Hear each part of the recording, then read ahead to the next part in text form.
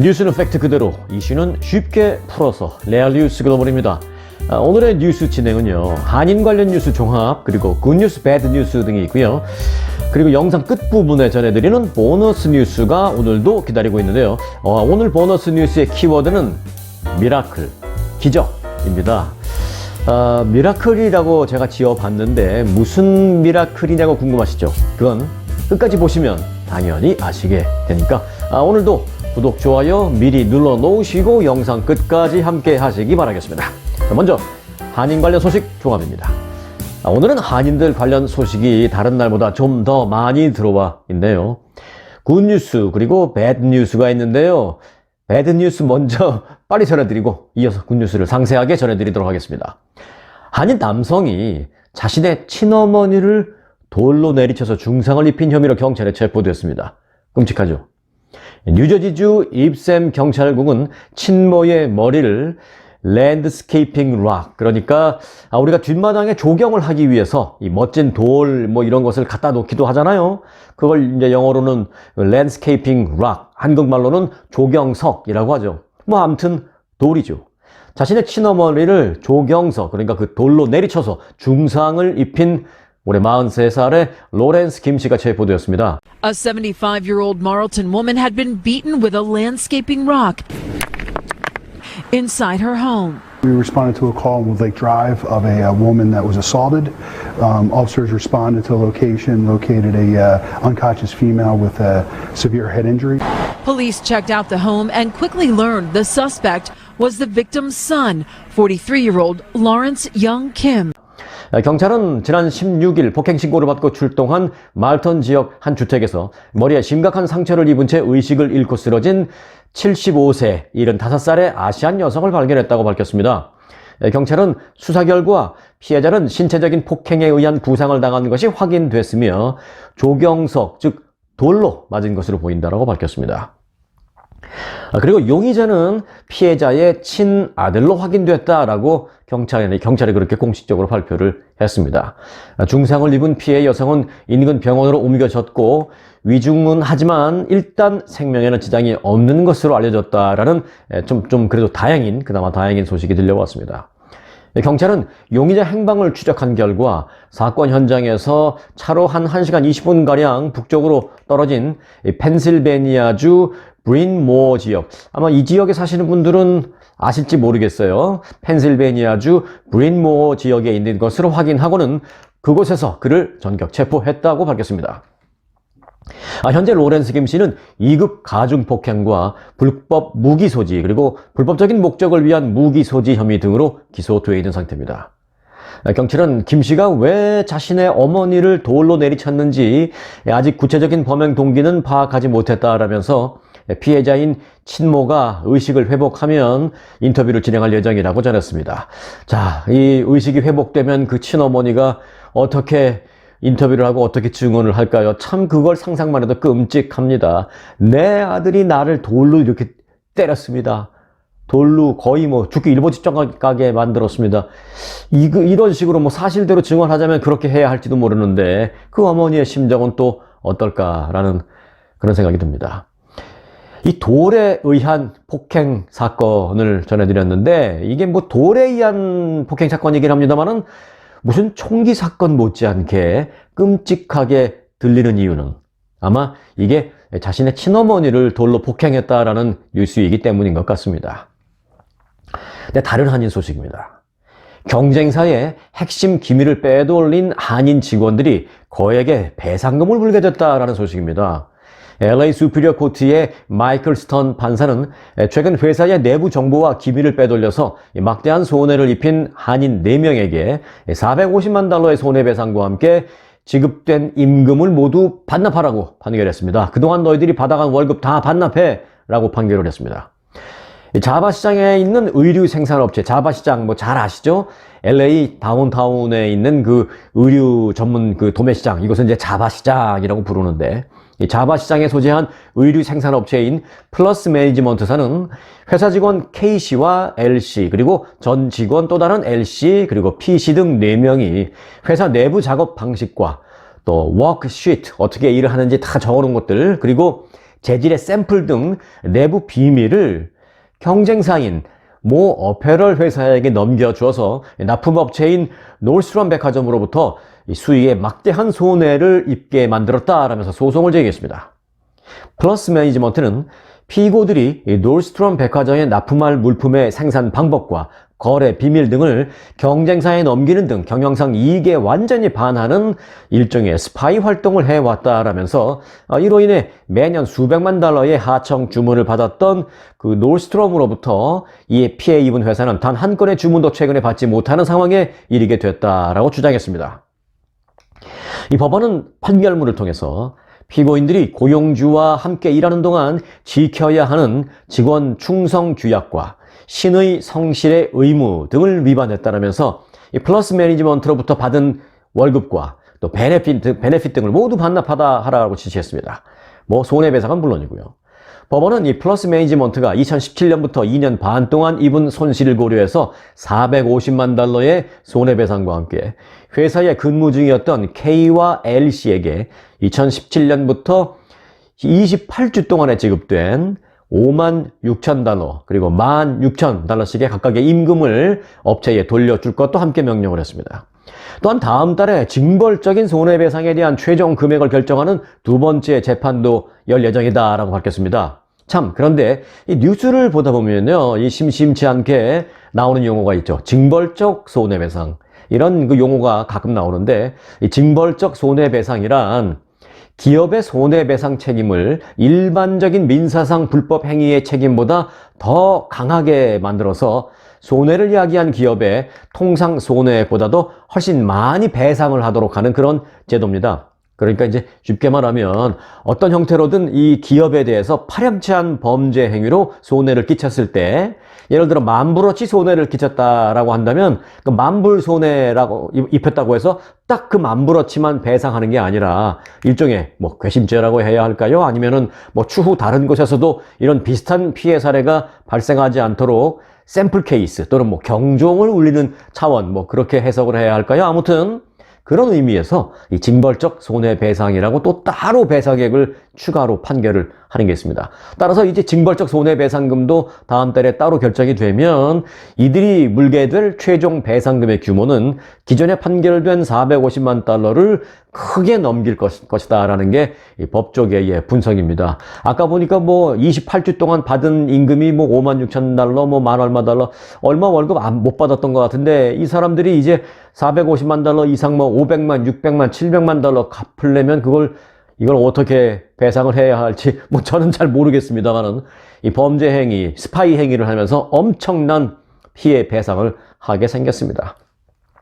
자, 이번 소송을 변론한, 피해를 입은 회사 측을 대리해서 변론한 정찬용 변호사는요, 이번 판결은 자바시장에 만연해 있는 고질적인 문제에 경종을 울리고 있다라면서 현재 일하고 있는 회사의 기밀을 빼돌리다가 또 빼돌려서 다른 회사를 돕거나 또는 퇴직 후에 회사 내부 인사와 공모해서 경쟁 회사를 돕는 행위, 예를 들어서 A 회사에 있다가 그만두고 B 회사로 갔는데 B 회사의 경쟁 회사인 B 회사에 있으면서 A 회사에 남아있는 다른 동료 회사들을 이용해서 정보를 빼는 등 그런 행위, 그런 건 역시 불법으로 이 판결이 나온 좋은 케이스다라고 정찬용 변호사는 설명을 했습니다.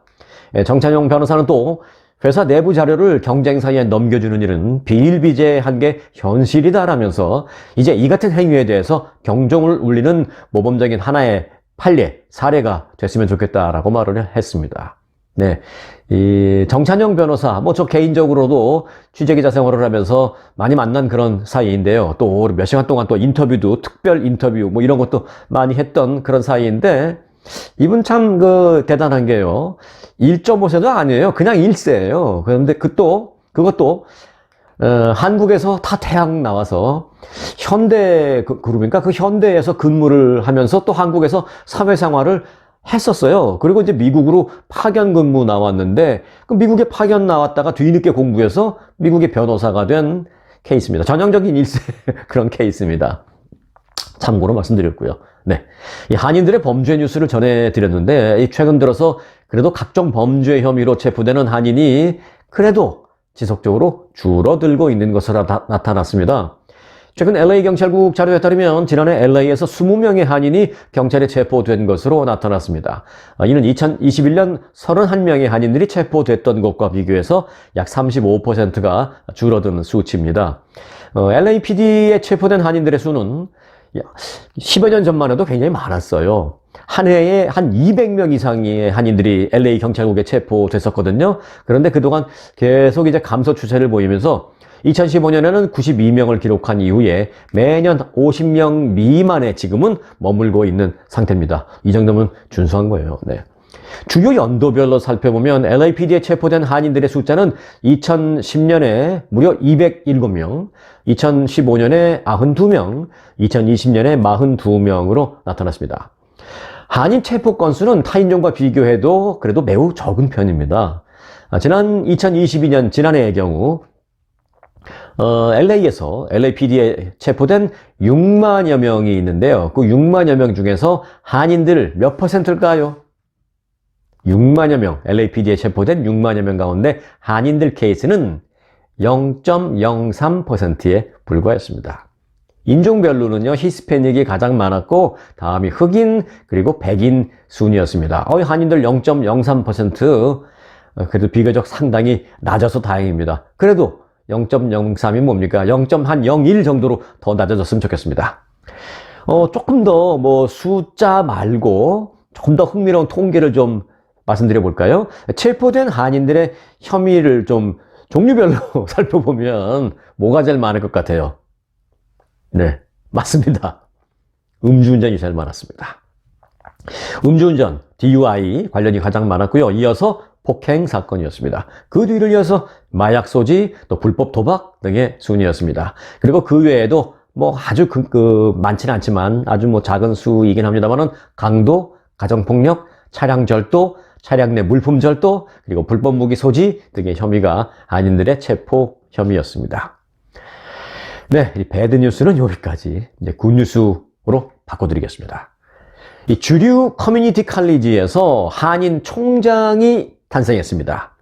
커뮤니티 칼리지의 총장이 한국 사람이 된 거예요. 지니 킴 교육학 박사인데요. 지니 킴 박사가 오렌지 카운티의 산티아고 캐년 칼리지 총장에 선임됐다는 반가운 소식입니다. 렌초 산티아고 커뮤니티 칼리지 교육부 이사회는 지니 킴 박사를 새로운 총장에 임명한다라고 발표했습니다. 한인이 주류 이 커뮤니티 칼리지에서 총장에 선임된 것은 오렌지 카운티에서는 이번이 처음입니다. 저 멀리 뉴욕이나 뉴저지 동부 쪽에서는 제가 지금 정확한 자료는 잘 모르겠어요. 아마 그쪽에 오래 사신 분들은 그런 선례가 있는지 아닌지 아마 좀 잘 아실 텐데, 일단 남가주 오렌지 카운티에서는 이번이 처음입니다. 남가주를 통틀어서도 아마 유래를 찾아보기 어려울 것입니다. 이 지니 킴 박사는 리버사이드 커뮤니티 칼리지 부처장을 역임한 경력을 갖고 있습니다.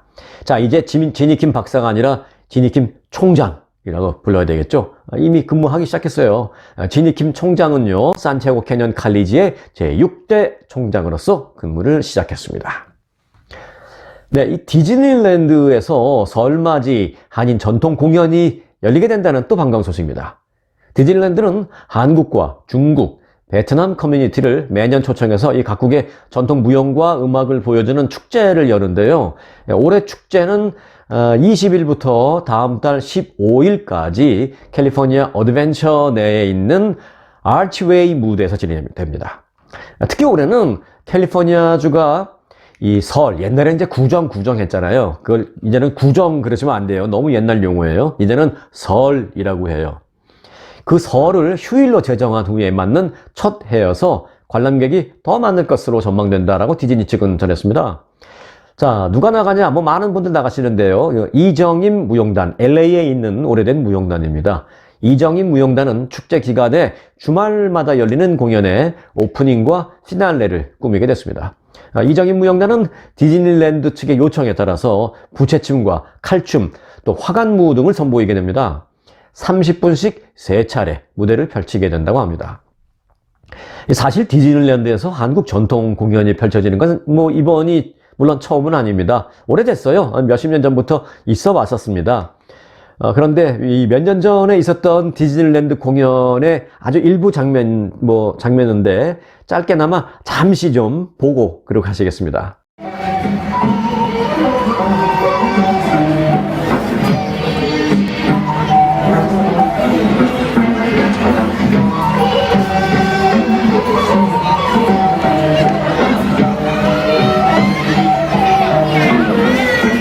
한편 올해 설 축제 기간에는요, 이 디즈니랜드에서 한식도 먹을 수 있다고 합니다. 그리고 한국 전통 공예품도 디즈니랜드에서 구입할 수 있다고 합니다. 아주 기분 좋은 소식이었습니다. 네, 이 코로나 팬데믹, 많은 사람들에게 많은 변화를 준 하나의 사건이었죠. 여러분들에게도 마찬가지고요. 일반 사람들에게뿐만이 아니라 교회에 미친 영향도 그 유래를 찾아볼 수 없을 정도였다고 하는데요. 사실상 교회에 크나큰 시련을 안겨준 그런 코로나19입니다. 그렇다면 팬데믹 기간 동안 교인들의 신앙심에는 어떤 변화가 있었을까요? 교인 개개인에게는 신앙심을 키울 수 있는 기회였을까요? 오히려 반대였을까요? 네, 정답이라고 말씀드리기 그렇습니다만은 여론조사 결과의 답은 교인 개개인에게는 신앙심을 키울 수 있는 기회였을 수 있다라는 게 결론입니다. 미국 내 한인 교인이 코로나 팬데믹 기간을 거치면서 신앙심이 더욱 깊어졌다라는 조사 결과가 최근에 소개되었습니다. 목회 데이터 연구소라는 것은 지난 17일 미국 한인 교회 교인 의식이라는 제목의 보고서를 공개했습니다. 이 보고서는 CTS 아메리카가 여론조사 기관 지앤컴 리서치에 의뢰해서 지난해 9월과 10월 LA 그리고 뉴욕, 애틀란타 지역의 한인 교회에 출석하는 19살 이상 개신교인 약 1,500명을 대상으로 실시한 설문조사 결과를 발표했습니다. 분석을 해봤는데요. 한국 내 개신교인과 또 비교하는 방식으로 작성을 해서 분석 발표를 했습니다. 이 보고서에 따르면 미국 내 한인 교인 가운데 코로나 팬데믹 이후 신앙생활을 위해서 투자하는 시간이 늘었다라는 답변이 한국에 있는 교인에 비해서 많았다는 것입니다. 또 기도 또는 성경 공부에 할애하는 시간이 코로나 팬데믹 그 이전과 비교해 봤을 때 더 늘었다라는 것도 결론입니다. 그런데 이게 미국 내 한인 그 교인들은요, 그런 성경 읽기나 기도에 할애하는 시간이 늘었다라고 답한 사람들이 약 32%였는데요. 한국에 있는 교인들은 똑같은 답변을 하신 분들이 21%였습니다. 그래서 미국에 있는 우리 한인 교인들이 한국에 있는 교인들에 비해서 상대적으로 신앙심 고취가 더 높아졌다라는 그런 결론입니다.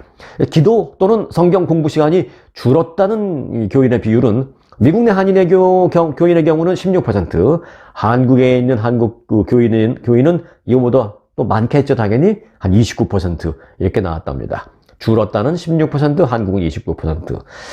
예, 신앙심이 코로나 팬데믹 이후에 더 깊어졌다라는 걸 알 수가 있는 대목입니다.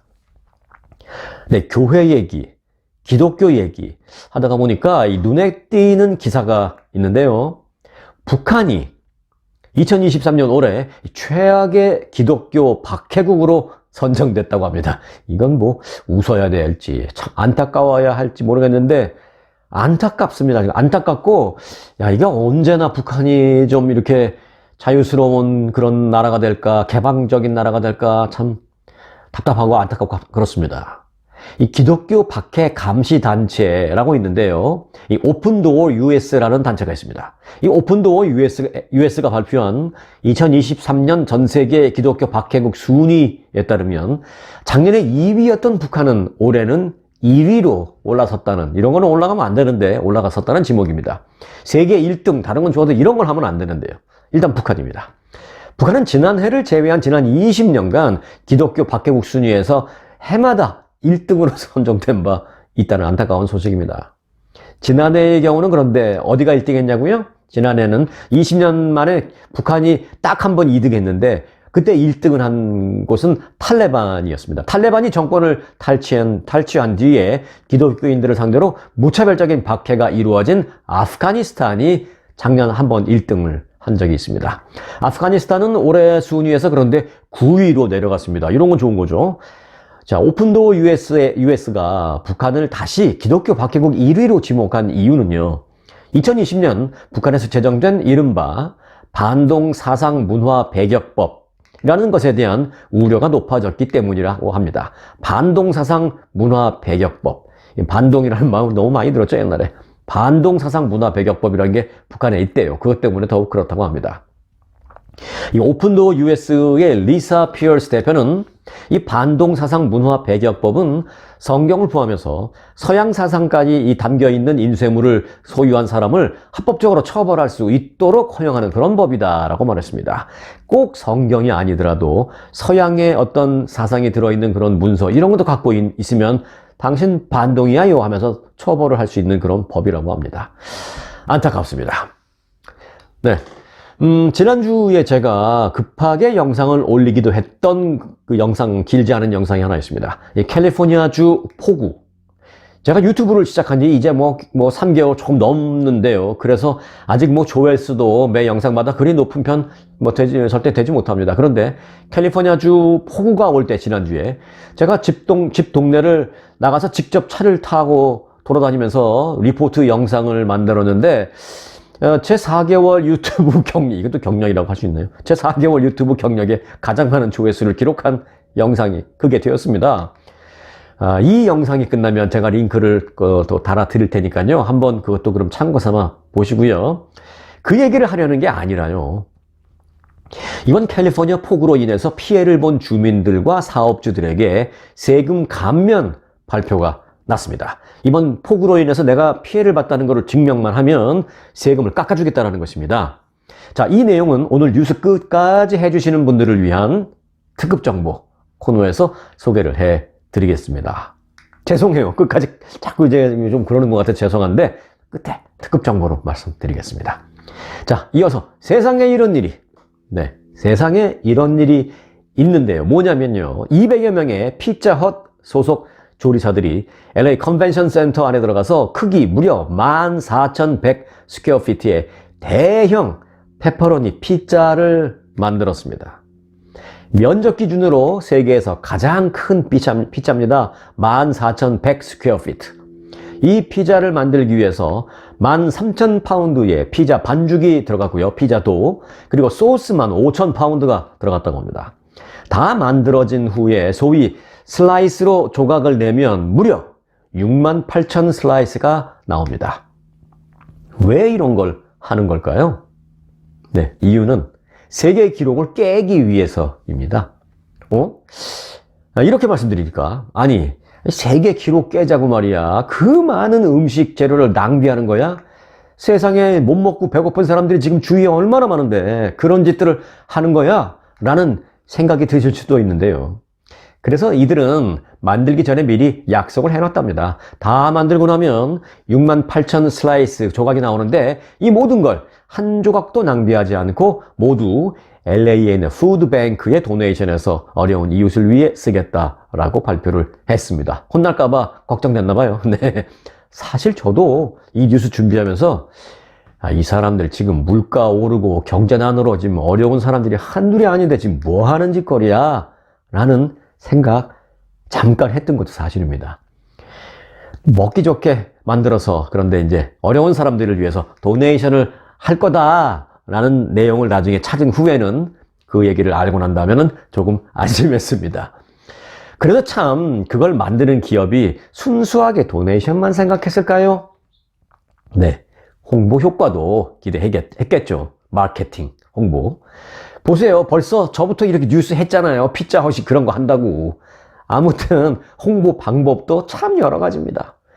이 피자 하니까 생각이 나는데요. 햄버거 관련 뉴스도 하나 있습니다. 햄버거와 조 바이든. 조 바이든 대통령이 워싱턴의 햄버거 가게에 직접 전화를 걸어서요. 자신이 나는 바이든 대통령이다 라고 밝히면서 직접 주문을 했습니다. 이 바이든 대통령의 이 트위터 계정에 게시된 글과 영상에 따르면 바이든 대통령은 지난 17일 워싱턴 DC의 한 햄버거 가게에 직접 전화를 해서 안녕하십니까 나는 바이든 대통령입니다 하고 베이컨 치즈버거하고 프렌치 프라이스 등등 몇 개를 주문했다고 합니다. 그러면서 바이든 대통령은 추가로 또 햄버거 가게 직원에게 물어봤대요. 요즘 비즈니스가 어떻습니까? 라고 물어봤다고 합니다. 그러니까 전화를 받은 직원은 뭐 괜찮습니다 라고 답을 했다고 해요. 아이, 왜 또 괜찮다 그랬대? 아이, 어렵습니다. 경제 좀 빨리 올려주세요. 뭐 그래야 좀 두루두루두루 우리까지 다 좀 좋은 거 아니에요? 뭐 괜찮다 그래가지고. 여하튼 이 카멜라 해리스 부통령과 매주 한 차례 오찬을 이 바이든 대통령은 하거든요. 그런데 이번에는 이 주문한 햄버거로 이날 이 카멜라 해리스 부통령과 함께 먹었다라고 합니다. 그런데 앞서 이제 피자헛의 세계 최대 피자 만드는 거 전해드리면서 기업이 홍보 활동 얘기를 했었잖아요. 그런데 사실 이제 바이든 대통령의 이 같은 햄버거 전화 주문도 사실은 보면 다 홍보입니다. 바이든 대통령의 이번 주문은요, 본인 임기 중에 창업이 크게 늘었다라는 성과를 부각시키기 위한 것인 것 같아요. 바이든 대통령은 주문한 햄버거를 다 먹고 난 뒤에 실제로 이런 일을 했어요. 영상을 공개했습니다. 어떤 영상이냐? 이 영상에서 바이든 대통령이 직접 나와서 내 임기 중에 1,040만 명의 사람들이 새로운 비즈니스를 시작하기 위해서 신청을 했습니다. 그리고 그것은 단일 기간, 미국 역사상 그 어느 시기보다 많은 숫자입니다. 라고 홍보를 했다라는 후문입니다. 뭐 후문도 아니에요. 직접 그런 영상 공개됐으니까. 기업도 필요한 게 홍보, 정치도 필요한 게 홍보, 그러네요. 네. 그러고 보니까 저도 유튜브 채널 필요한 게 홍보네요. 그런데 저는 홍보 별도로 안 할 거예요. 홍보는 지금 여러분, 구독자 여러분들이 해주셔야 하는 겁니다. 저는요, 특별히 무슨 홍보를 제가 하기보다는 그저 열심히 뉴스 만들고 또 만드는 것도 더 충실히, 더 재미있게, 더 쉽게, 그리고 더 와닿게, 더 풀어서 그렇게 뉴스를 만들면 홍보는 여러분들이 해 주실 것이다 라고 믿고 있기 때문입니다. 그렇게 믿어도 되겠죠. 네, 고맙습니다. 참, 제 채널과 이 형제 채널처럼 협업을 하고 있는 우연한 행복이라는 채널 아시잖아요. 또 많은 분들이 거기서 지금 와주셨고요. 뭐 거기를 놔두고 도망치고 오셨다는 게 아니라 우연한 행복도 잘 지키시면서 또 저희 레알뉴스 글로벌 채널도 또 매일 방문해 주시고 그렇게 너무 감사한데요. 미주 최대 구독자 채널 중에 하나인 그 우연한 행복, 그 운영자인 켄 PD께서 이제 다음 주부터 2주간 한국 일정 때문에 한국을 방문하기로 했습니다. 그럼 그때 누가 우연한 행복을 지키냐고요? 그건 특급 비밀입니다. 아무튼 켄 PD가 한국을 가는 게 이 시기상으로 한국의 설, 앞서 말씀드렸죠. 옛날에는 구정이라고 불렀던 그 설과 맞물려서 가는 거거든요. 알고 보니 그 시기에 한국에서 들어가는 사람, 나가는 사람이 엄청나게 많을 전망입니다. 이 한민족 최대 명절인 22일 설을 맞아서 한국에서는 21일부터 24일까지 설 연휴로 보내게 되거든요. 이를 앞두고 이제 일찌감치 어제부터 인천국제공항 제1터미널이 연휴를 맞아 해외여행을 떠나는 인파로 벌써부터 붐비고 있습니다. 인천국제공항공사는 올해 설 연휴 이용객이 작년보다 급증했다. 얼마나 급증했냐고요? 네, 10배 이상 급증할 것으로 예상된다라고 밝혔습니다. 공항 출국장이 여행객들로 붐비고 있다고 합니다. 이렇게요. 네, 좀 복잡하게 보이기는 해도 그래도 이 팬데믹 이후 활기차 보이는 거는 그 부분은 참 보기 좋네요. 네. 중국 얘기가 오랜만에 들어왔는데 좀 할까요? 중국 인구 감소가 현실화되고 있다고 합니다. 와, 중국 그 많은 인구 대국이 감소? 궁금한데요. 그리고 또 더불어서 경제 성장도 둔화하기 시작하면서 이전과 같은 활력을 되찾기가 어려울 가능성이 크다라는 관측이 제기됐습니다. 미국과 어깨를 견주는 세계 최강국으로 올라서겠다라는 중국의 목표 달성에도 때문에 차질이 생기게 됐고 국제 질서에 파장을 불러일으킬 수 있다라는 분석까지 나왔습니다. 중국은 2035년까지 자국의 국내 총생산 수준을 2020년에 2배로 키워서 미국을 추월하고 그리고 신중국 수립 100주년인 2049년에는 명실상부한 세계 최강국으로 도약해서 이 중화민국의 위대한 부흥을 이끌겠다라는 목표를 밝힌 바 있었죠. 그런데요, 이러한 목표는 사실 중국이 대다수 선진국들보다 높은 경제 성장률을 유지한다는 가정 아래 세워진 것입니다. 실제로 10년, 15년 전에는 중국이 엄청난 경제 성장률을 이루어냈죠. 물론 못 살다가 조금 잘 살게 되는 것은 그 성장률은 좀 쉽죠. 근데 어느 정도 이제 올라온 다음에는 물론 쉽지 않습니다. 여하튼 중국이 밝힌 그런 그 목표나 이런 것들은 10년 전 그때 이루었던 경제 성장률이 계속 갈 것이다라는 가정 아래 내세운 목표거든요. 근데 지금은 얘기가 달라요. 지금은 예를 들면 지난해 중국 인구가 61년 만에 처음으로 감소했고요. 또 고령화 속도도 빨라지면서 목표 달성이 가능할지 많은 사람들이 의문을 품고 있습니다. 중국이 세계의 공장으로 자리매김하면서 세계 2위 경제 대국이자 세계 1위인 미국의 패권 경쟁 상대로 떠오른 데에는 14억이 넘는 거대 인구가 사실상 동력이 됐기 때문이다라는 분석이 있는데 그게 아니라는 얘기죠. 자, 중국의 지난해 GDP 성장률도요, 1976년 이후 두 번째로 낮은 3.0%를 기록했습니다. 이 3.0%는 웬만한 나라들은 다 그 정도를 해요. 큰 경기 침체 아니면 보통 때는 3% 다 넘죠. 조금 힘들다 하더라도 3% 정도는 합니다. 근데 중국이 이러면은 이제 얘기가 다른 거죠. 막대한 노동력과 소비력 등등을 바탕으로 한 이 쾌속 성장이 이제 중국은 더 어려울 것이다라는 전망이 지배적입니다. 이래서 이제 미국의 CNN 방송은 인구 감소에 따른 중국 경제 둔화가 세계 경제 성장에도 걸림돌이 될 뿐만 아니라 미국을 제치고 세계 최대 경제 대국이 되려는 중국의 야심을 위협하고 있다라는 보도를 내보내기도 했습니다. 네. 자, 항상 영상을 끝까지 함께 해주시는 분들을 위해서 마련하는 시간입니다. 보너스 뉴스. 오늘의 보너스 뉴스. 오늘 뉴스는 키워드로 미라클, 기적을 한번 선정해봤습니다. 우선 기적 같은 뉴스가 있는데요. 내용은 이렇습니다.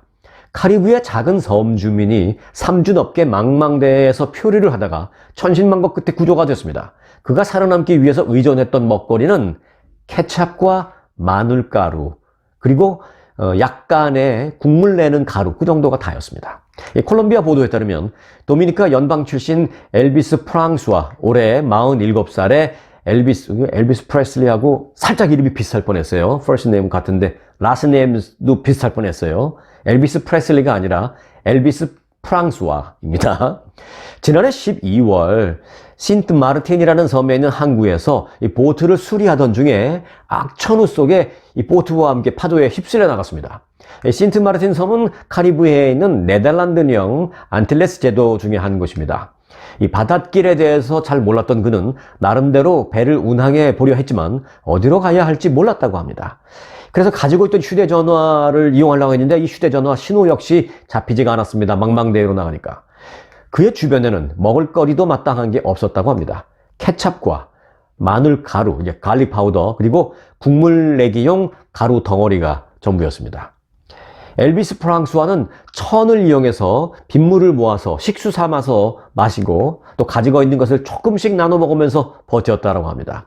중간중간에 배가 너무 물이 들어오니까 배가 침몰하는 것을 막기 위해서 끊임없이 또 배에 고인물을 퍼내는 작업도 매일 해야 했다고 합니다.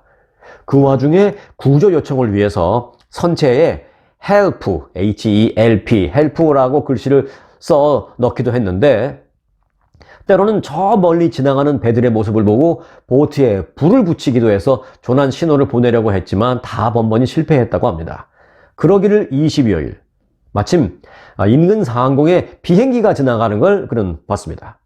그걸 본 프랑스와는 이때 기발한 아이디어 하나를 생각해냅니다. 비행기를 올려다본 그는 가지고 있던 작은 거울을 집어들고 햇빛을 반사해서 비행기로 계속 반짝이는 거울에 빛을 보냈습니다. 자신의 위치를 기가 막히게 알린 것이었습니다. 바로 그때 기적이 일어났습니다. 무심코 비행을 하다가 대낮인데도 뭔가 저 아래서 깜빡이는 빛을 본 항공기 승무원은 가까운 콜롬비아 측에 이 내용을 신고했습니다.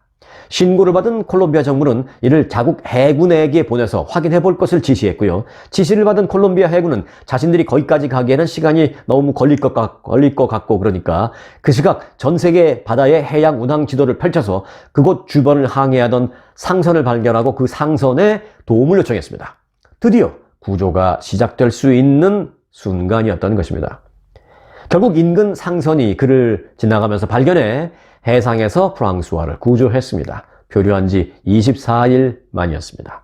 콜롬비아 항구 도시 카르테헤나의 한 병원으로 옮겨진 그는 체중은 많이 줄었지만 건강에는 별다른 이상은 없는 것으로 진단을 받았다고 합니다. 그런데 바다 한가운데서 이처럼 장기간 표류하다가 구출된 사례는 사실 많이 있습니다. 더 오래 표류를 한 사람들도 있습니다. 지난 2012년 9월 보트로 멕시코를 떠나서 엘살바도르로 향했던 호세 이반이라는 남성이 태평양에서 16개월간, 1년이 넘는 16개월간 무려 12,800km나 표류한 끝에 마샬 군도에서 구출된 적도 있었습니다. 이 남성은 매우 야위였고요. 또 혈압이 많이 낮아져서 힘들어하긴 했습니다만은 그래도 스스로 걸을 수 있을 정도로 건강은 비교적 구출 당시 양호한 편이었습니다. 이반은 그동안 바다 거북이나 새, 물고기 등을 잡아먹고 비가 안 올 때에는 바다 거북이의 피를 마시면서 목숨을 부지해 왔다라고 말했습니다. 근데 약간 좀 의심스러운 대목 있잖아요. 그거 아무리 그래도 16개월 쉽지 않았을 텐데 이거 혹시 자기가 만든 스토리 아니야? 라고 좀 의심한 사람들도 좀 있었어요. 이반은 처음 멕시코를 떠날 때에는 동료 한 명과 함께였는데 자기 본인 혼자만 구출됐잖아요. 그래서 그것에서 물어보니까 그 동료는 몇 개월 전 숨졌다라고 이렇게 말했습니다. 그럼 숨진 동료는 어떻게 됐냐? 그러니까 바다로 보냈다고 합니다. 그러니까 또 약간 또 의심스러운 부분도 없지 않아 있어서 당시 좀 의심했던 사람들이 있었는데 알고 이제 조사를 해보니까 이반이 타고 있던 보트 이 곳곳에서 이 파손된 부분도 나왔는데 그가 이 같은 보트를 타고 망망대해에서 16개월이나 버티면서 이렇게 파손될 수밖에 없었겠구나라는 것을 가늠할 수 있었고요. 또 게다가 낚시를 할 수 있는 도구는 없었지만 그리고 맨손으로 잡은 흔적이 곳곳에 있었고 약간 피자국 같은 것도 좀 있었고요. 그리고 이 바다 거북이나 새를 잡았다라고 이제 말했잖아요. 그런데 조사를 해보니까 실제로 그가 마샬 군도 이 원주민에게 발견됐을 당시 그의 보트에는 먹다 남은 바다 거북의 껍데기 뭐 이런 것들이 많이 있었던 것으로 전해졌습니다. 그가 말한 게 사실로 드러난 것입니다. 그야말로 기적, 미라클이라고밖에 말하지 않을 수가 없습니다. 자, 그런데요. 여기 또 한 번의 기적을 기다려야 하는 상황이 발생했습니다. 영화 아시는지 모르겠어요. 많은 분들이 아마 아실 겁니다. 영화 전망 좋은 방. 들어보셨죠? 맞습니다. 영화 전망 좋은 방에 출연한 영국 배우, 올해 나이가 65세인데요. 줄리안 샌즈가 캘리포니아주에서 등산을 하다가 실종돼서 일주일째 행방불명 상태입니다, 지금. 캘리포니아주 샌버나디노 카운티 셰리프국은 줄리안 샌즈가 샌 게브리얼 산악지대의 볼디산 트레일 코스에서 실종됐다라고 밝혔습니다. 셰리프국에 따르면 샌즈는 지난 13일 하이킹을 떠났고 귀가를 아직까지 하지 않자 가족에 실종 신고를 했다라고 밝혔습니다. 경찰은 실종 신고를 접수한 뒤에 바로 볼디 산에 지상 수색팀을 투입해서 24시간 동안 샌즈를 찾았지만 악천후와 눈사태 위험 때문에 철수했습니다. 당국은 헬기와 드론을 동원해서 지금 공중 수색도 진행 중에 있는데요. 여건이 또 캘리포니아주에 최근에 막 비도 엄청나게 많이 오고 그래서 사실 여건이 허락되지 않는 날도 꽤 있었다고 합니다. 그래서 하여간 지상 수색도 곧 재개하겠고 드론 수색도 이제 지금 다시 재개를 했다라고 얘기하는데요. 참고로 볼디산은 LA 지역에 사시는 한인들은 다 아는 곳입니다. 뭐 등산 좋아하고 뭐 하이킹 좋아하시는 분들은 웬만하면 다 가보신 그런 곳이에요. 근데 그것도 안전한 코스가 있고 조금 준비를 철저히 해야 하는 이제 좀 위험한 코스도 있고 분명히 그렇거든요. 무슨 낮은 봉우리도 있지만 상당히 높은 봉우리도 있고 합니다. 그 볼디산은요. LA에서 북동쪽으로 약 한 50마일, 60마일 정도 떨어진 지역에 있는데요. 인근 등산객과 스키어들도 자주 찾는 그런 장소입니다. 이 줄리안 샌즈가 하이킹에 나섰던 지난 13일부터 주말까지 남가주에는 잘 아시는 대로 폭우가 내렸잖아요. 그리고 최근 4주간 이 볼디산 인근에는 또 폭설이 쏟아졌습니다. 그래서 그곳에서 등산객 2명이 사망하는 그런 사고도 이미 발생했었습니다.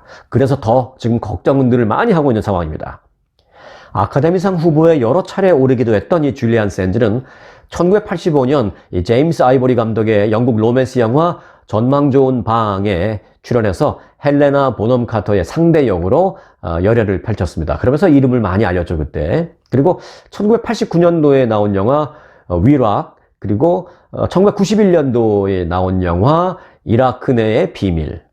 죄송합니다. 이라크가 아닙니다. 아라크 내의 비밀. 아라크 내의 비밀. 1991년도일 거예요, 이게. 좀 오래되긴 했죠. 그리고 뭐 남자가 여자를 사랑할 때, 이건 1993년. 요건 잘 아시죠? 그리고 제일 유명한 영화, 요걸 얘기하면 바로 아실 겁니다.